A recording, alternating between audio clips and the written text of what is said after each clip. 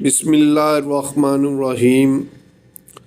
سیرت النبی خاتم الانبیاء محمد مصطفیٰ صلی اللہ علیہ وآلہ وسلم کے سلسلے کی ناظرین، یہ قسط ہے۔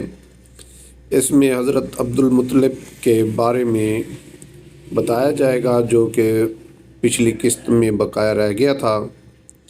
بیت اللہ کے تعلق سے عبد المطلب کے ساتھ دو اہم واقعات پیش آئے، ایک چاہ زمزم کی کھدائی کا واقعہ اور دوسرے فیل کا واقعہ۔ چاہ زمزم کی کھدائی پہلے واقعہ کا خلاصہ یہ ہے کہ عبد المطلب نے خواب دیکھا کہ انہیں زمزم کا کنواں کھودنے کا حکم دیا جا رہا ہے، اور خواب ہی میں انہیں اس کی جگہ بھی بتائی گئی ہے۔ انہوں نے بیدار ہونے کے بعد کھدائی شروع کی، اور رفتہ رفتہ وہ چیزیں برآمد ہوئیں جو بنو جرہم نے مکہ چھوڑتے وقت چاہ زمزم میں دفن کی تھی، یعنی تلواریں، زرہیں اور سونے کے دونوں ہرن۔ عبد المطلب نے تلواروں سے کعبے کا دروازہ ڈھالا، سونے کے دونوں ہرن بھی دروازے ہی میں فٹ کیے، اور حاجیوں کو زمزم پلانے کا بندوبست کیا۔ کھدائی کے دوران یہ واقعہ بھی پیش آیا کہ جب زمزم کا کنواں نمودار ہو گیا تو قریش نے عبد المطلب سے جھگڑا شروع کیا اور مطالبہ کیا کہ ہمیں بھی کھدائی میں شریک کر لو۔ عبد المطلب نے کہا، میں ایسا نہیں کر سکتا، میں اس کام کے لیے مخصوص کیا گیا ہوں۔ لیکن قریش کے لوگ باز نہ آئے، یہاں تک کہ فیصلے کے لیے بنو سعد کی ایک کہنہ عورت کے پاس جانا طے ہوا، اور لوگ مکہ سے روانہ ہو گئے، لیکن راستے میں پانی ختم ہو گیا۔ اللہ نے عبد المطلب پر بارش نازل فرمائی، جس سے انہیں وافر پانی مل گیا، جبکہ مخالفین پر ایک قطرہ بھی نہ برسا۔ وہ سمجھ گئے کہ زمزم کا کام قدرت کی طرف سے عبد المطلب کے ساتھ مخصوص ہے، اس لیے راستے ہی سے واپس پلٹ آئے۔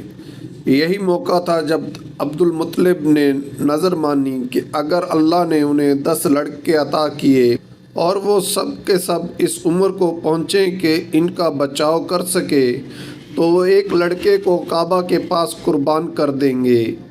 واقعہ فیل۔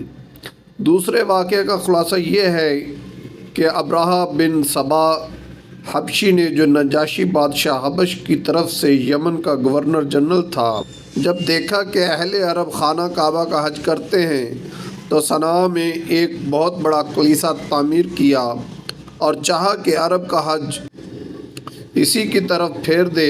مگر جب اس کی خبر بنو کنانہ کے ایک آدمی کو ہوئی تو اس نے رات کے وقت کلیسا کے اندر گھس کر اس کے قبیلے پر پاخانہ پود دیا۔ ابرہہ کو پتہ چلا تو سخت برہم ہوا، اور 60,000 کا ایک لشکر جرار لے کر کعبے کے ڈھانے کے لیے نکل کھڑا ہوا۔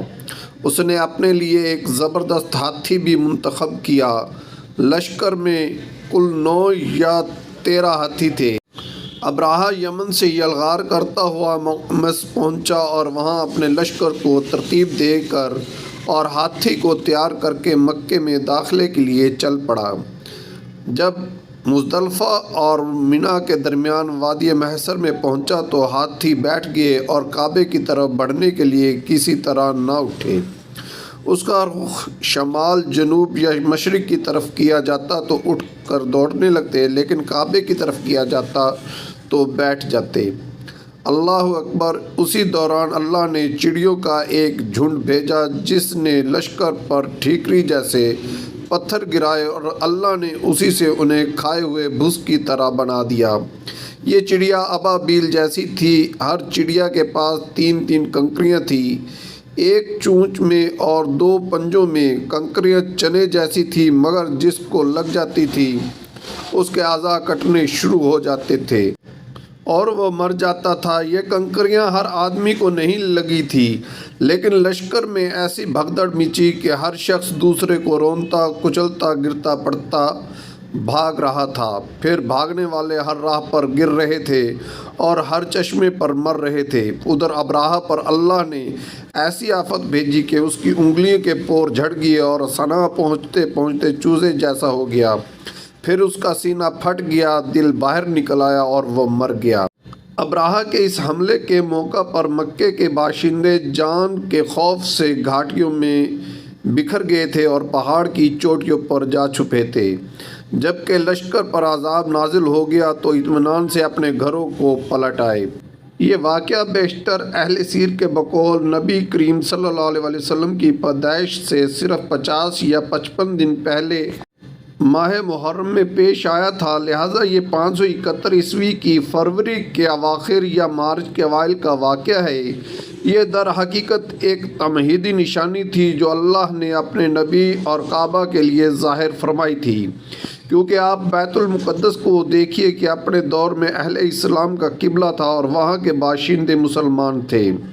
اس کے باوجود اس پر اللہ کے دشمن یعنی مشرکین کا تسلط ہو گیا تھا، جیسا کہ بخت نصر کے حملہ 587 قبل مسیح اور اہل روما کے قبضہ یعنی کہ 70 عیسوی سے ظاہر ہے، لیکن اس کے برخلاف کعبہ پر عیسائیوں کا تسلط حاصل نہ ہو سکا، حالانکہ اس وقت یہی مسلمان تھے اور کعبے کے باشندے مشرک تھے۔ پھر واقعہ ایسے حالات میں پیش آیا کہ اس کی خبر اس وقت کی متمدن دنیا کے بیشتر علاقوں یعنی روم فارس میں آنن فانن پہنچ گئی، کیونکہ حبشہ کا رومیوں سے بڑا گہرا تعلق تھا اور دوسری طرف فارسیوں کی نظر رومیوں پر برابر رہتی تھی اور وہ رومیوں اور ان کے حلیفوں کے ساتھ پیش آنے والے واقعات کا برابر جائزہ لیتے رہتے تھے۔ یہی وجہ ہے کہ اس واقعے کے بعد اہل فارس نے نہایت تیزی سے یمن پر قبضہ کر لیا۔ اب چونکہ یہی دو حکومتیں اس وقت متمدن حکومت دنیا کے اہم حصے کے نمائندہ تھے، اس لیے اس واقعے کی وجہ سے دنیا کی نگاہیں خانہ کعبہ کی طرف متوجہ ہو گئی۔ انہیں بیت اللہ کے شرف و عظمت کا ایک کھلا ہوا خدائی نشان دکھائی پڑ گیا اور یہ بات دلوں میں اچھی طرح بیٹھ گئی کہ اس گھر کو اللہ نے تقدیس کے لیے منتخب کیا ہے، لہٰذا آئندہ یہاں کی آبادی سے کسی انسان کا دعویٰ نبوت کے ساتھ اٹھنا اس واقعے کے تقاضے کے عین مطابق ہوگا اور اس خدائی حکمت کی تفسیر ہوگا جو عالم اسباب سے بالا تر طریقے پر اہل ایمان کے خلاف مشرکین کی مدد میں پوشیدہ تھی۔ عبد المطلب کے بیٹوں کا ذکر انشاءاللہ اگلی قسط میں آئے گا۔ انشاءاللہ کتابت کی غلطی نظر انداز کر دیجیے گا۔ شکریہ۔ یہ تحریر از مولانا صفی الرحمن مبارک پوری کی کتاب سے لیا گیا۔ اللہم صلی علی محمد وعلی آل محمد کما صلیت علی ابراہیم وعلی آل ابراہیم انک حمید مجید۔ اللہم بارک علی محمد وعلی آل محمد کما بارکت علی ابراہیم وعلی آل ابراہیم انک حمید مجید۔